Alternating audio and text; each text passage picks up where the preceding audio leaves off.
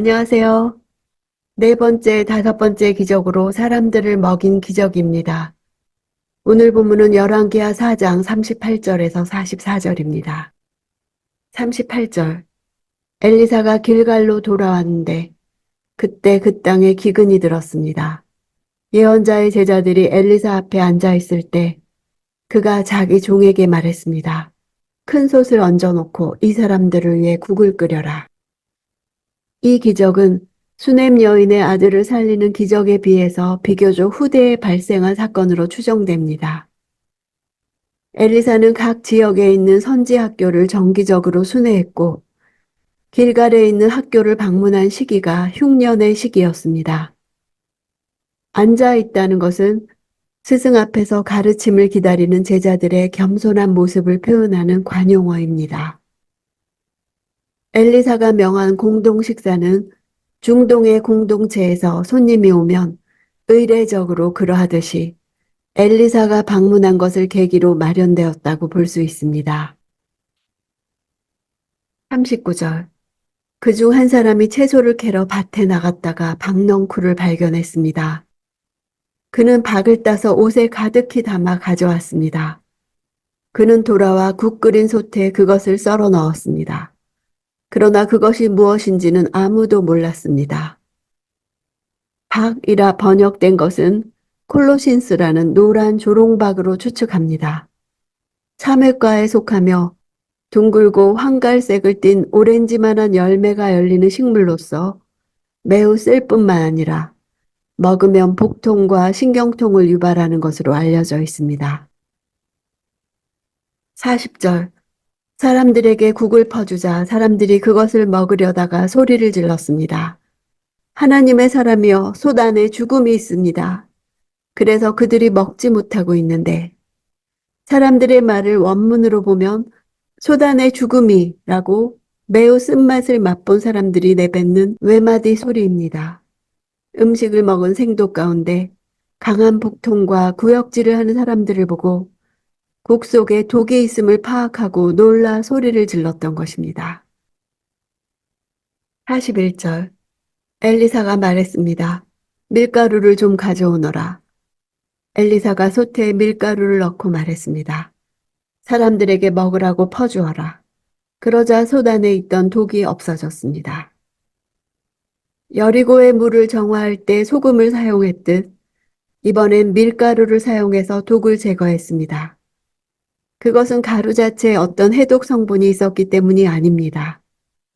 가루는 단순히 하나님의 능력을 나타내기 위한 상징물일 뿐입니다. 결국 독이 든 국을 근본적으로 해독한 것은 하나님의 능력이었습니다.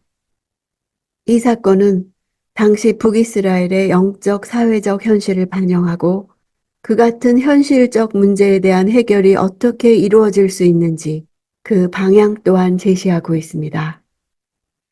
즉 먹을 것이 없어서 독성이 있는 박덩쿨이라도 끓여 먹어야 했던 비참한 상황은 당시 북이스라엘이 처한 총체적인 위기 상황을 상징적으로 반영해 줍니다.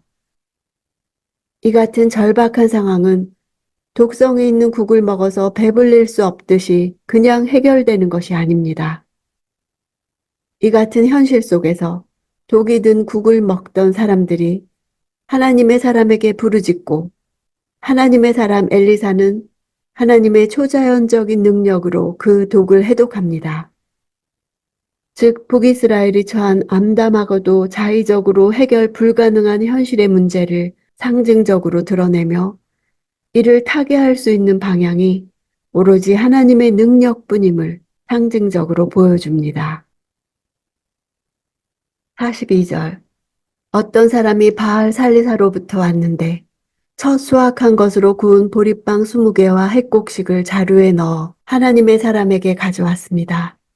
엘리사가 말했습니다. 이것을 저 사람들에게 주어 먹게 하여라. 본래 율법에 의하면 모든 곡식의 첫 소사는 여호와께 바치도록 되어 있었습니다.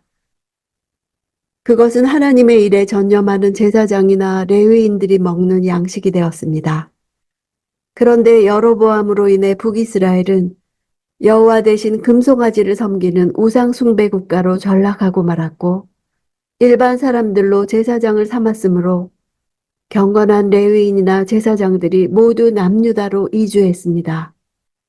따라서 북이스라엘에서는 합법적인 제사장이나 레위인들을 찾아볼 수 없는 상황이 되었습니다. 그러나 이러한 종교적 암흑기에도 북이스라엘 사람들 중 경건한 사람들은 그들이 얻은 첫 소산을 하나님의 사람, 즉 선지자에게 드려야 한다고 생각했던 것으로 보입니다. 이것은 엘리사 개인에게 준 것이라기보다는 여호와께 바친 제물의 일종인 것입니다. 보리는 밀 추수보다 빠른 4월에 추수가 시작되며 보리 추수 직전이 이스라엘에서 가장 배고픈 시기입니다. 이 사람이 가져온 양을 보면 그도 경제적으로 그다지 넉넉한 처지는 아니었을 것으로 여겨집니다. 그저 적은 양이라도 하나님 앞에 가지고 와서 추수한 것에 대한 감사를 표현하고 싶었을 것입니다. 44절.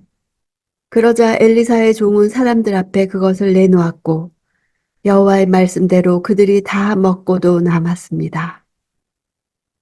게하시의 인간적 계산과 여호와의 말씀을 신뢰하는 엘리사의 믿음의 말 중 어떤 것이 옳은 것인가를 입증해 주고 있습니다. 엘리사의 5번째 이적을 종결짓는 결론부가 엘리사에게 주신 말씀대로 그대로 이루어졌음을 보도하는 것으로 마무리되고 있는 것은 큰 의미를 지닙니다. 원문을 보면 본절의 마지막 절이 여호와의 말씀대로로 끝을 맺고 있습니다.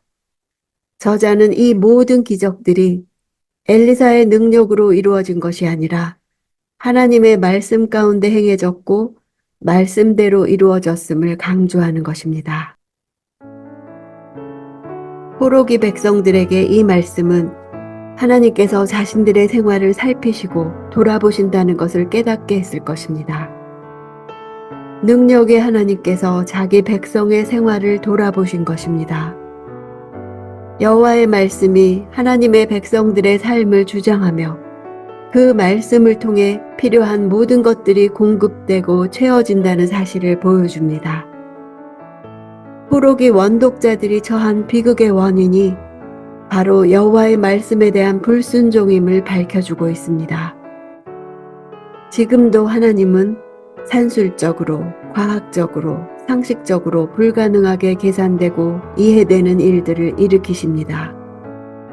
풍요와 다산이 절대 가치로 추구되고 있던 땅에서 흉년이 들 수 있지만 하나님의 긍휼이 임하면 흉년 가운데서라도 먹고도 남는 반전의 풍성함을 누릴 수 있습니다.